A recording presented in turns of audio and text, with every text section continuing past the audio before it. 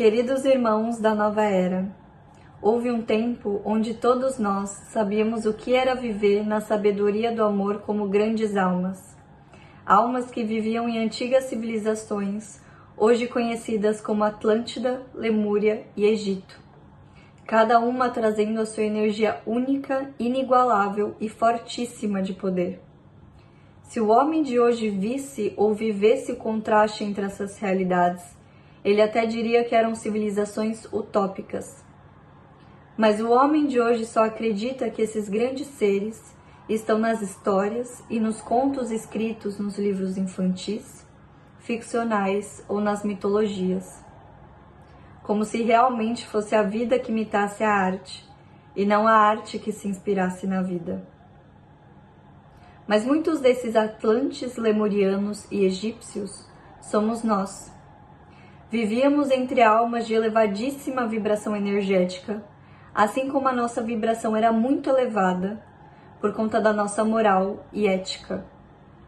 Muitos de nós éramos sacerdotes e sacerdotisas, altos sacerdotes e altas sacerdotisas, com uma intimidade profunda com a música, a dança, a arte, a tecnologia, a ciência genômica, as leis da natureza e da vida. Nós conseguíamos manipular e controlar os elementos da natureza. A água, o vento, a areia, a gravidade. Com as pirâmides do mundo, nos mostrando quanto a mente do homem ainda é muito limitada para conseguir imaginar até onde a sua capacidade pode ir. A nova era é tudo aquilo que já somos. A única diferença entre o passado e o presente é a autoconsciência. Nós éramos muito mais conscientes do nosso poder e da nossa divindade interna.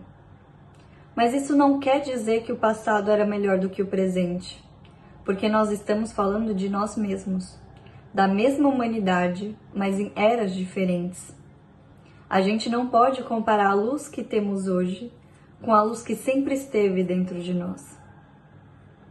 Então não é sobre uma comparação, mas sobre ter a coragem de começar a fazer algo que nunca foi feito antes nas nossas vidas de hoje, como um resgate da nossa própria autoconsciência. A nova era tem esse novo chamado para as almas, mas a verdade é que essas almas são antigas. E sendo assim, muitas das missões também já existiam. Ou seja, é uma nova humanidade trazendo uma era antiga, aparentemente nova, mas há muito tempo já vivida aqui na Terra. A minha palavra se dirige para as almas da nova era que sentem algo que não pode ser visto com os olhos físicos, comprovado com a mente lógica ou até facilmente explicado em palavras. É algo que só pode ser sentido com o coração e lembrado graças às nossas memórias celulares, que tem o nosso código de DNA, a morada das nossas lembranças extrasensoriais de outras vidas, existências e expressões no universo, nesse corpo galáctico. Muitos já despertaram e vêm espalhando a linguagem do amor da nova era, mas ela não acontece de uma forma mágica e repentina como pode parecer. Viver o início da nova era é como você sonhar com alguma coisa e se esquecer logo depois que você acorda. Mas ter a certeza que você sonhou sim com alguma coisa.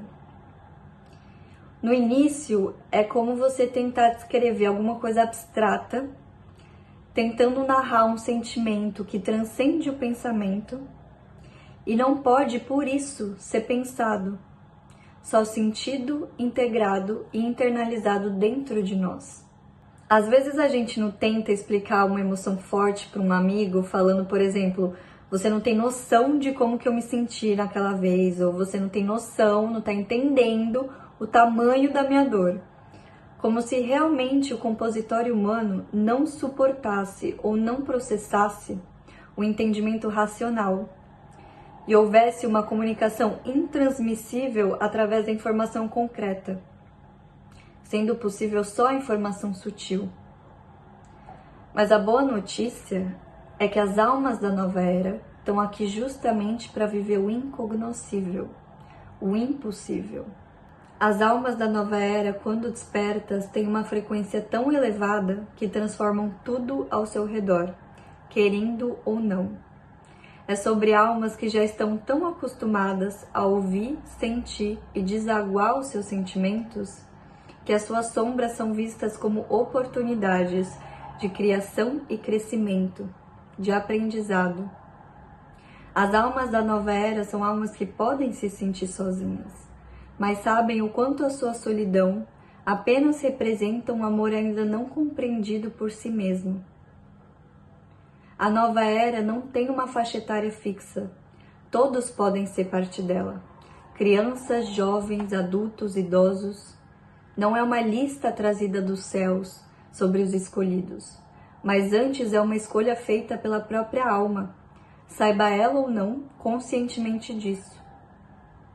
Normalmente essa alma já sente fazer parte de algo maior ou dessa egrégora antes de receber ou confirmar essa informação através de uma fonte externa. A nova era não se importa com qual é a sua religião. Para ela o que importa é a espiritualidade, ao que esses dois termos não são intercambiáveis. Então qualquer uma dessas duas palavras não pode ser usada para substituir a outra. A nova era tem um senso libertário no como realmente viver. Essas almas são hipersensíveis e usam essa sensibilidade para produzir e construir as causas que levam elas a sentirem esse sentimento de liberdade. São almas que sabem que a mediunidade é só mais um sentido humano e que a intimidade com a sua intuição é um autoconhecimento infinito e que pode vir a ser cada vez mais profundo conforme o seu despertar. É o modo básico para viver estágios cada vez mais elevados, consoante os pedidos feitos pela vida. A nova era é um estado frequencial, não um lugar. A gente se utiliza dos recursos disponíveis nesse século, mas sabendo que a principal transformação não é material, mas ela acontece a partir da própria mente e que a gente pode tudo com ela. A revolução da nova era não tem um objetivo de derrubar alguma coisa ou construir alguma coisa colossal. Todo esse propósito não tem mistério se não voltar a viver na frequência do amor incondicional, da alegria e da bem-aventurança juntos, porque uma humanidade consciente é algo muito poderoso. Isso tudo é para voltar a reconhecer e sentir o que são verdadeiramente relacionamentos profundos, o que é se relacionar, seja na família, na profissão, na sociedade, no amor. A nova era honra e respeita todas as formas de vida e filosofias pré-existentes, mas sabe que a verdadeira ascensão está na integridade e na confiança das filosofias pessoais, criadas a partir das experiências próprias vividas, dando um valor de novo à sua própria história. O eu começa a se tornar a maior comprovação que o ser poderia ter para medir as suas próprias verdades. E existe uma independência psíquica, emocional e física acima de qualquer outra egrégora, seja ela familiar, da sociedade ou institucional. Como o próprio nome já diz, a nova era traz ideias que nunca foram pensadas, vistas ou pelo menos feitas antes, indo além da escolha numa determinada profissão ou da falta de atuação numa área profissional, porque sabe que não é sobre qual trabalho é executado. Se você é um professor, uma mãe, um atleta, um motorista, um empresário, todos têm igualmente a chance de ser um agente da transformação na vida de outras pessoas, independente do que escolheram para trabalhar. A nova era não quer as pessoas tendo as mesmas filosofias e atitudes. A nova era quer inovação e criatividade onde quer que você esteja. Você pensa diferente? Que bom que você é o único que pensa assim. Faça esse diferencial. O mundo precisa de almas corajosas que tentem, que tragam a melhoria e a inovação, e isso até independentemente se forem ou não adeptas à nova era. Mas é isso que assusta nesse novo mundo. Antes de poder ser concretizado o propósito de algo melhor, precisamos começar nossa missão individualmente. Então muitos vão precisar ter a coragem de serem os primeiros, aquele que começa, o número 1. Isso com ou sem o apoio das pessoas ao seu redor.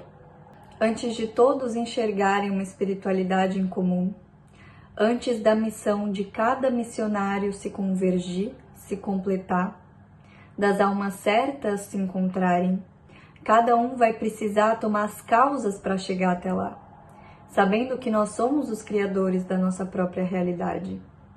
As almas da nova era têm amor próprio o suficiente para saber que a sua missão tem valor, primeiramente para si, antes de ser valoroso para o outro, que a sua obra é essencial, transformadora, e aquilo de mais precioso que poderia existir, a princípio para si mesmo, muito antes de atingir o mundo.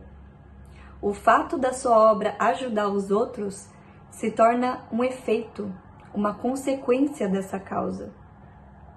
Eu tinha um roteiro, começando por explicar o como e o porquê eu criei esse canal. Um começo que seria mais adequado, entendível e até esperado, mas, mais uma vez, dentre muitos anos, um sentimento tomou conta de mim, um sentimento puro e verdadeiro que insiste em me acompanhar durante a vida, que são as saudades.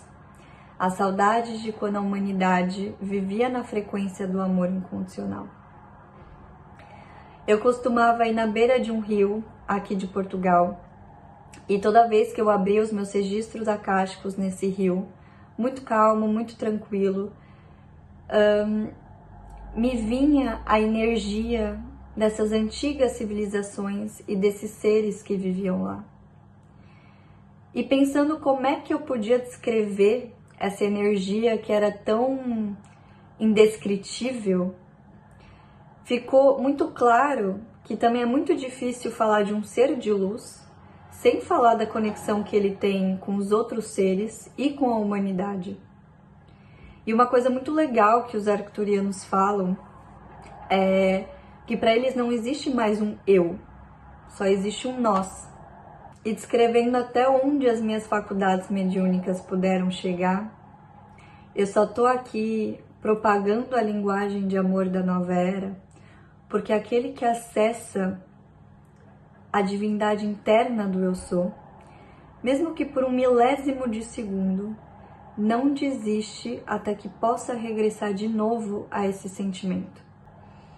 O meu nome é Melissa e essa é a semente que eu encontrei para ser uma agente da transformação, para estar aqui agora, os meus mentores, orixás, a minha ancestralidade e muitos cantos femininos me guiaram para que eu pudesse seguir a minha missão da forma mais leve e compassiva possível. Eu estou evoluindo junto com você e também ia gostar de ver muitas das sementes dos meus irmãos aqui na Terra. E assim eu finalizo agradecendo principalmente a energia feminina que lidera e sustenta o meu cardíaco, assim como eu sei que ela é regente de muitas outras mulheres e pessoas que ancoram essa energia feminina.